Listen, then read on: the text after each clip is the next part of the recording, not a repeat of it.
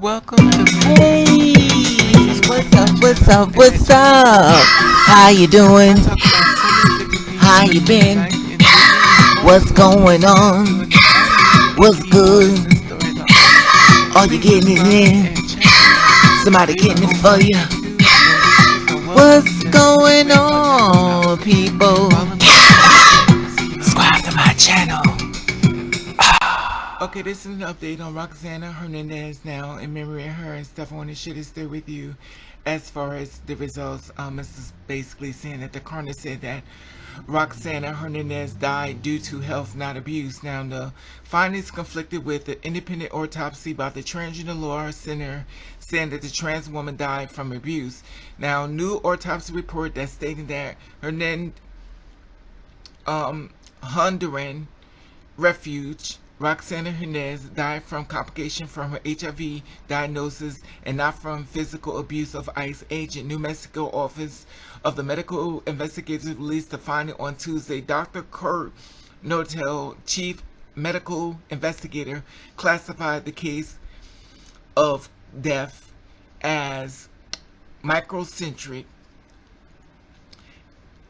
Castleman disease due to her HIV-positive status. He said the rare disease is connected with herpes infection. This case has been taking almost a year to close because the autopsy was complex and required additional testing, and the consultant, we wanted to ensure we answered all the questions we could about Miss Hernandez's death. Nolte said in a statement upon the report's release, "We know that releasing the autopsy report will bring a flood of emotions for them." He continued, "We have done our best and ensured her case as a matter of death was fully investigated to hopefully provide some levels of some level of closure." Hernandez, a refugee who traveled from the United States seeking asylum, was detained by Immigration and Customs Enforcement in Cebolla County Correctional Facility in New Mexico, but was quickly hospitalized. She died in Loveland Medical Center in Albuquerque, New Mexico. The Transgender Law Center slammed the findings, which conflict with the independent autopsy conduct by the group almost a year ago. The OMI dragged their feet to releasing Hernandez's autopsy report only to let ICE run the show, used to report the dirty workers shrinking responsibility for their care, said Lindley, director of litigation for TLC. It's absolutely appalled that they presented their findings to ICE prior to offering findings of Roxsana's family legal representatives. TLC autopsy found Hernandez has been beaten and dehydrated. Her autopsy were consistent with being struck by the police baton while handcuffs were reported found. Her cause of death was dehydration and complication from related HIV. Said at the time her death was entirely preventable. Now, release originally refers to the transgender woman by the death name, and terms referring to the name that the person would stop using then refers to as Ms. Hernandez from the point of forward. This upset the advocates, as does the autopsy scene, that to blame Hernandez for her own demise. It is disturbing that instead of acknowledging her role in creating the condition that led to her death, ICE have instead focused on the criminalization of Roxsana by Gorge, executive director of FEMA. Now, from her dead naming her for autopsy report not engaging her information previously presented by Roxsana's family legal team, it is clear that the NMOMI reports offers an incomplete and convenient for ICE narratives that does not offer the final word on who responsible for Roxsana's death. New Mexico medical investigators do a list extension damages on Hernandez's body in the new findings, but the report describes intensive factors of her ribs, 10 cardiac arrest events and went to resuscitation attempt. Medical officials said that her low blood platelet counts at the time of her death amplified bleeding, which led to a physical, forceful CPR. However, it said that there are plenty of reasons of doubt of new findings released nearly a year after Hernandez's death to frame this as a comprehensive investigation into Roxsana death is completely disingenuous as far as added Andrew Free. We made weekly calls to the Office of Medical Investigators for months. If they truly wanted to grapple with the information details as an independent autopsy report, as the medical reports we uncovered through investigators of all it had to do was ask. Hospital officials initially determined Hernandez's death as a pneumonia complication of HIV, which official autopsy released, and the agency planned to stand their ground in disputing prior independent finding.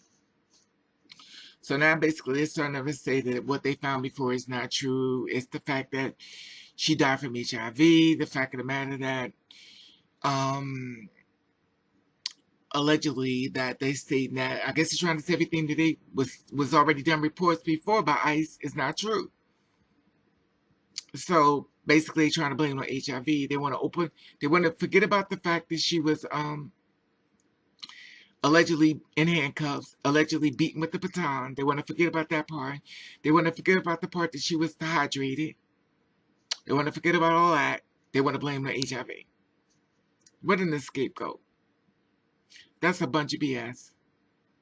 So all of a sudden now, she's up dead, but all of a sudden she had HIV. We want to look past the fact that you had her in a baton. I mean, I had her in a baton. You had a handcuff beating her with a baton. Why handcuff? TLC autopsy found that Hernandez has been beaten and hydrated. Her autopsy were consistent with the being struck by the police baton while handcuffed, the reports found. Her cause of death was dehydration complication with related HIV. At the time her death was entirely preventable. This is my thing. We could go back and forth with this, but this beautiful woman is now dead. We need to let that part sink in. She wanted to be free.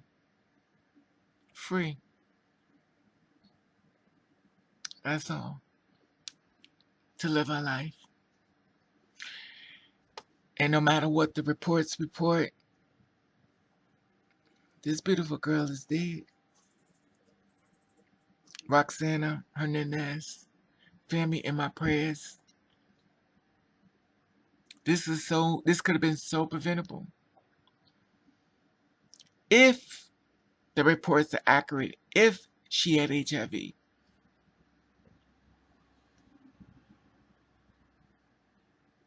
Y'all could have, if you found out that much information on her, you could have been much more compassionate with her. The same way you was easy to grab that baton and handcuff and beat her, you could have used the same. I always find it amazing how this world works, though. The same ones that grabbed that baton and handcuff and beat her would feel so funny if that was their mother. They was taking that handcuffs and beating her.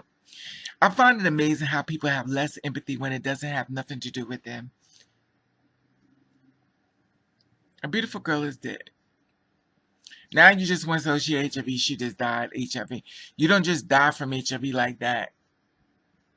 All of a sudden, like blue sky, you just died, and here it is. You got marks, allegedly, in handcuffs and everything beating on you and stuff, but all of a sudden now it's the HIV just made you die. We're just going to close our eyes to the fact that she was beaten. We're going to close our eyes to the fact that she was handcuffed. We're going to close our eyes to everything else and say, oh, she was just sick.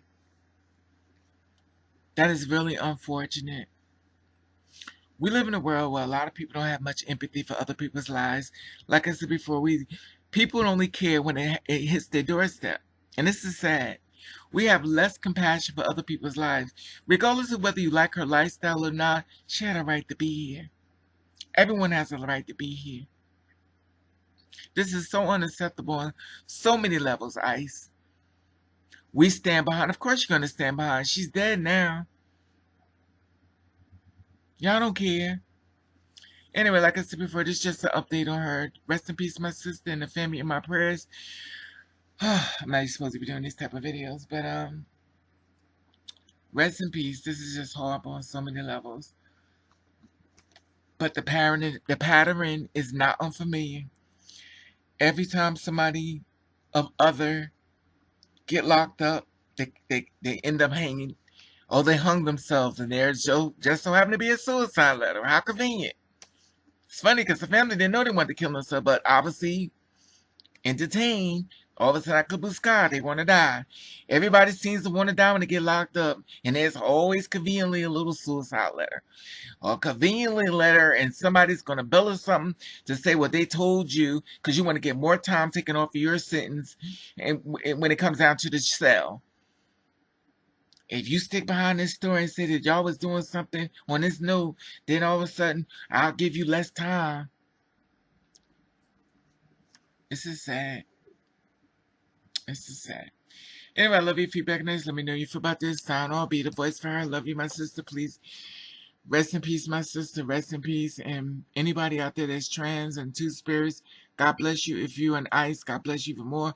I'm praying for you. Subscribe to my channel. Tap this Instagram button. Have a blessed day.